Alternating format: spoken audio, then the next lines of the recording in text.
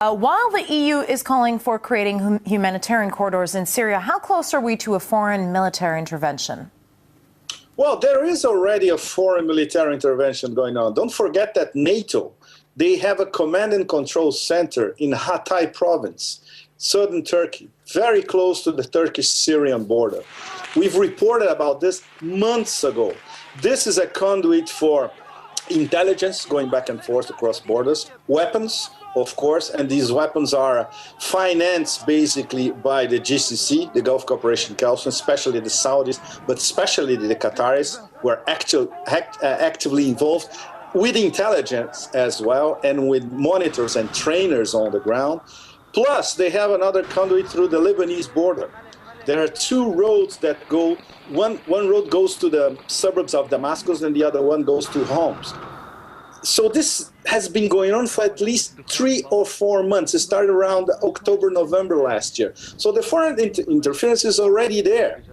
And in what concerns the Syrian National Council, for instance, they are supported directly by Nicolas Sarkozy and David Cameron, by the Turkish government, and by the Qataris.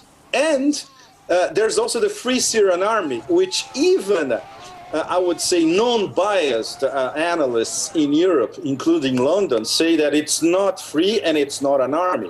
It's a bunch of guerrillas infiltrated by people affiliated with AlQaeda, with Salafi jihadists. So the foreign interference is already there, active, and it's going to be much more hardcore from now on. Because the Arabs in the GCC, who control the Arab League nowadays, the 6 Persian Gulf monarchies, they are already on the record saying that, yes, we're going to be arming them more and more.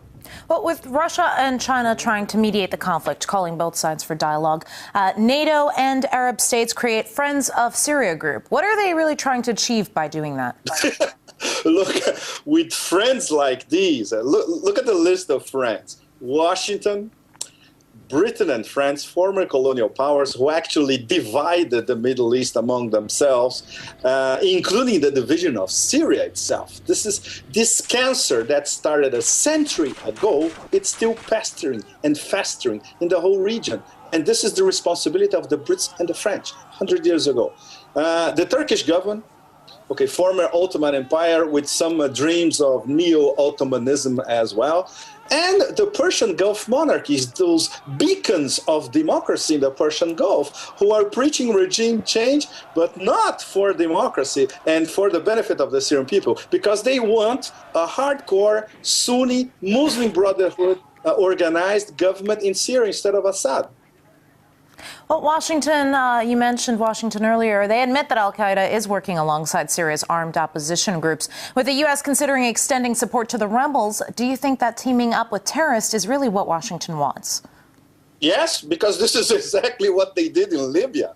Don't forget that liberated Libya is now a country run by militias. 250 at least in Misrata, and I would say at least 40 or 50 in Tripoli itself.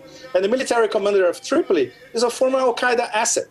They've been working together since, at least for the past 10 months at least in Libya, and for the past 3 or 4 months at least in Syria as well. It's the same modus operandi without the no-fly zone, because now Russia and China, they drew the red line in the Security Council. Forget it. We're not going to have a Libya 2.0. So now it's much more complicated because it's a shadow war.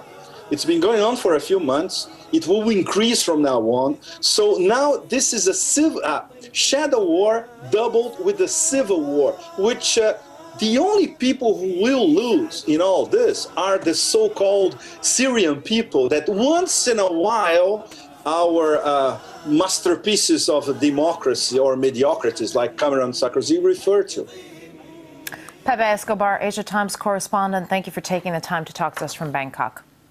Thank you.